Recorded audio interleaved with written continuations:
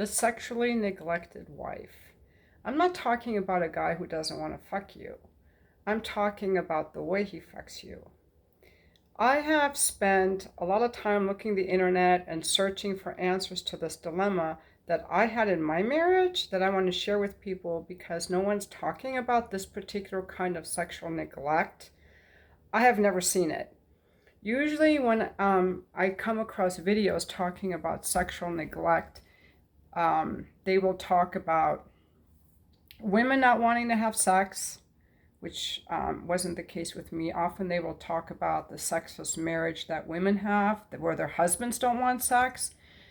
But my ex-husband wanted sex, and he wanted a lot of sex, at least 3 times a week, even in his 50s.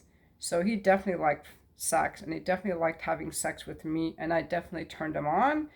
Even when we went to swinger events, if he couldn't get hard for the woman, he would ask me to come and get him hard. So I turned him on. That's the first thing I want to say. The second thing is that people will often make these videos about men who are maybe emotionally avoidant. So they're not having sex with you, or outside of the bedroom, they control you, or they're abusive, or they're neglectful. This was not the case in my marriage. I had free reign of the money. He was very supportive. He always lifted me up. He was very proud of me. Even when I got my first job, really, in many years, he was the one that coached me through and reminded me of all the great things I had done. He made sure the kids always respected me. He never cheated on me. So there was this great dichotomy that I couldn't figure out. And then the other kind of videos I often see are, well, if you're just the perfect wife, like Suzanne Venker, who I love, she's the anti-feminist. I love her videos. But she and John Gray go along the same lines of, if you're just a good woman, your marriage will be perfect. If you just are kind to your husband and you're in your feminine energy and you talk to him sweetly and you don't nag and you have good sex with him, you will have a great marriage. And again, that's bullshit, because none of them are talking about the responsibility that the man has as well, and that it takes 2 people. So I'm making this video because no one's talking about this specific situation, and I can't believe that I'm the only woman who had this situation. So I was married 25 years, and it was only in the last 3 years of our marriage that I really, really think that we were the closest that we ever were. And I have to say that he was in love with me, and I was in love with him, and it was the closest that we ever were. But despite all that closeness, the sex was just physical with him, and I could no longer tolerate the way that he was sexually neglectful. I'm going to call it sexual neglect. Outside the bedroom, we were doing great. We were spending so much time together. And if you read my book, What I Did for Sex, I really hope you'll buy it. I'm going to put the link in the description below. I start out in the opening chapter of the book talking about that night that I did leave him, and how we were having dinner together and he massaged my feet, and we were just so close and affectionate. But when it came to sex, it was just all physical for him, and that meant that it lasted for 2 minutes, and once he got off, he would either roll over and go to sleep or get up and take a shower if it was in the morning. And I don't say this to make him look bad, because I don't want to do that. He had his own flaws and his own issues, and I had my own flaws and my own issues. But I'm making this video because I don't see anyone talking about this type of marriage, and I want to know if there are other people who are dealing with this, for my own sake, and also for you to know that you're not the only one. So I knew that I had to talk to him sweetly, and I would there was no kissing allowed ever. He always kept his eyes closed during sex. My orgasm was a burden to him and an inconvenience that he dreaded having to deal with. As it got worse as the years went on, I was never allowed to play any kind of romantic music in bed. And Um, we did finally come to an agreement where we'd have 1 hour once a week. That was just the way I wanted it also.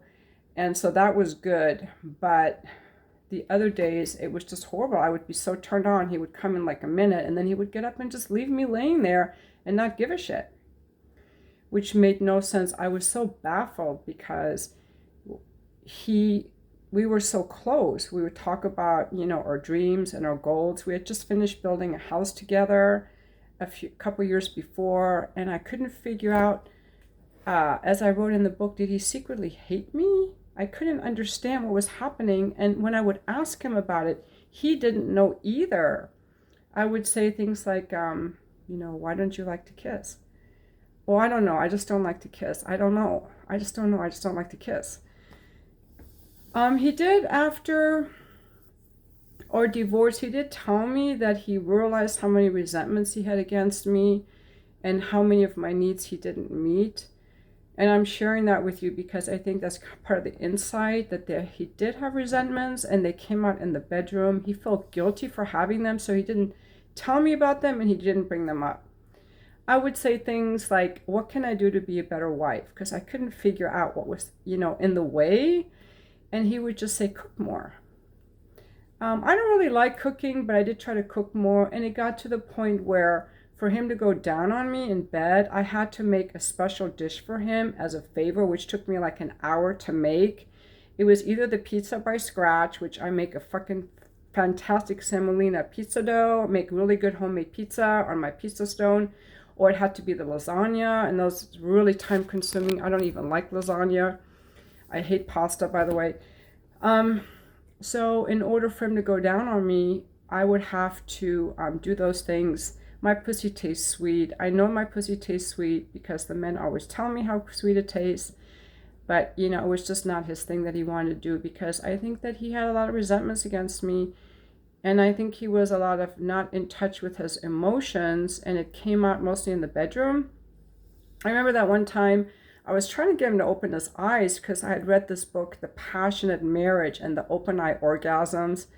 And I thought, I don't know if I could do that, but I don't know if he could do that, which, by the way, I have done that with guys I've hooked up with.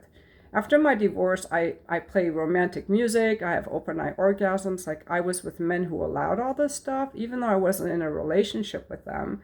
They let me do all that, which my husband wouldn't let me do.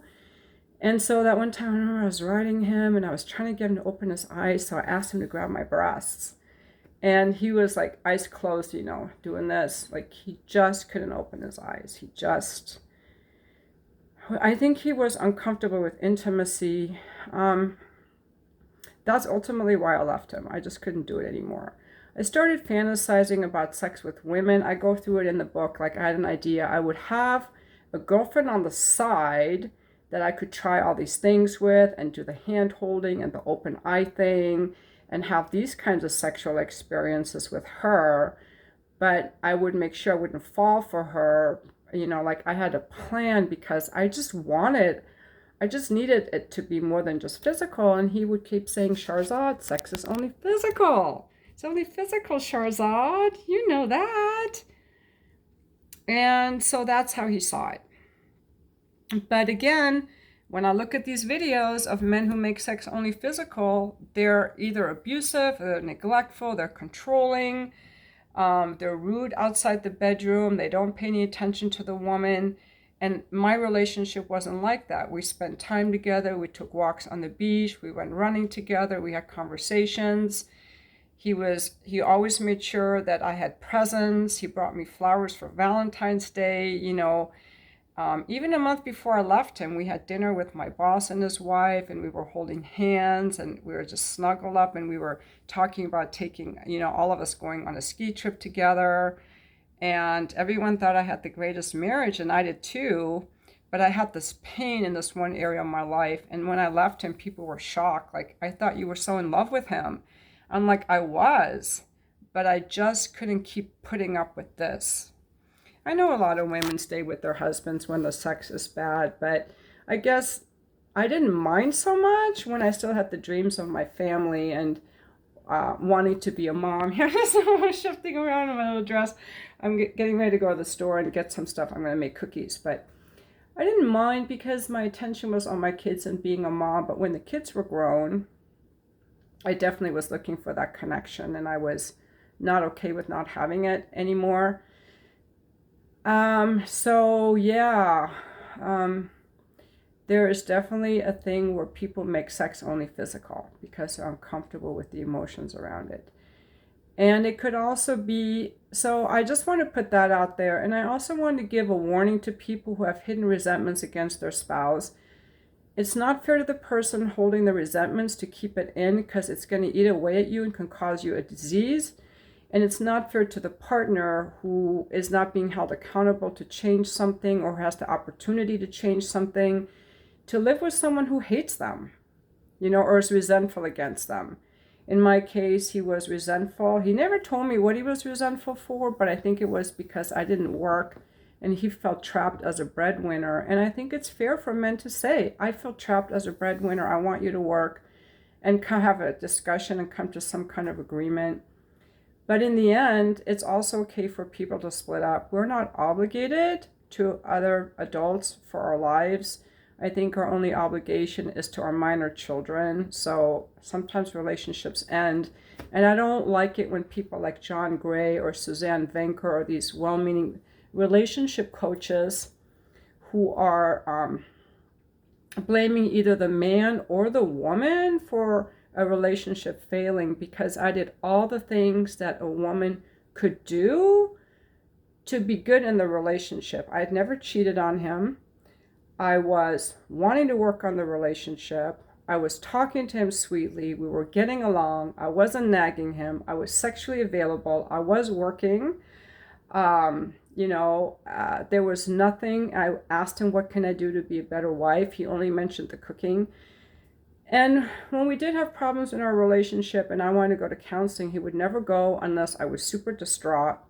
So, I was always looking at my part, and I couldn't figure out why the relationship wasn't working, because when I asked him, he didn't know and he didn't tell me and he didn't want to do anything about it.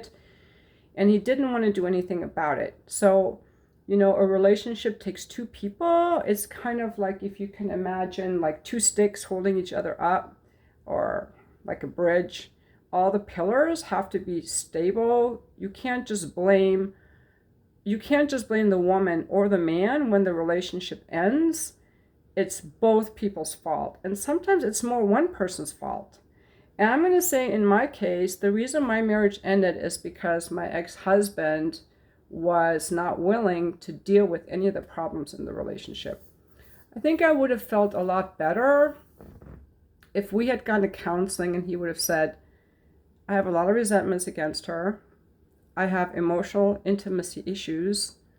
I can't give her what she needs. I need her to be someone she's not. And that would have done it for me. Instead of having all these questions, like, why?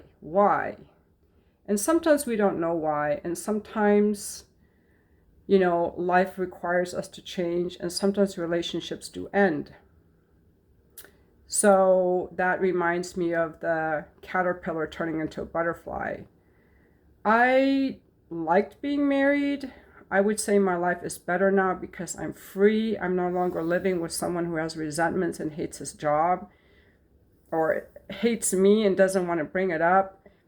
But in closing, I want to invite you, if you have resentments against someone you're living with, it's so important to bring it up, no matter what it is, and deal with it. I think that's super important. And because in my case, I don't think that him keeping his anger hidden or his resentments hidden served him or served me. And that it's not always just one person's fault.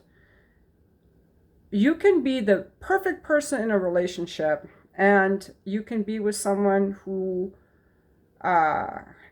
is incapable of meeting you at your level. Like, he was incapable of meeting me at the emotional and spiritual level that I needed.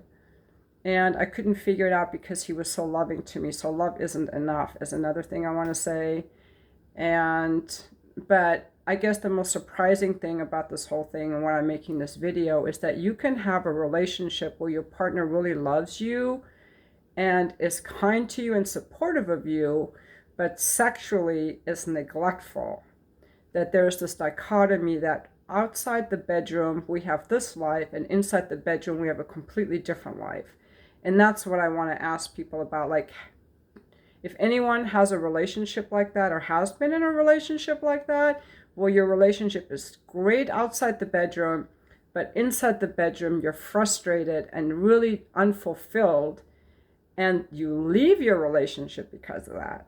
I've never heard of that either, because these women my age who leave their relationships, it's usually because they were married to a narcissist or an alcoholic from the videos I've seen.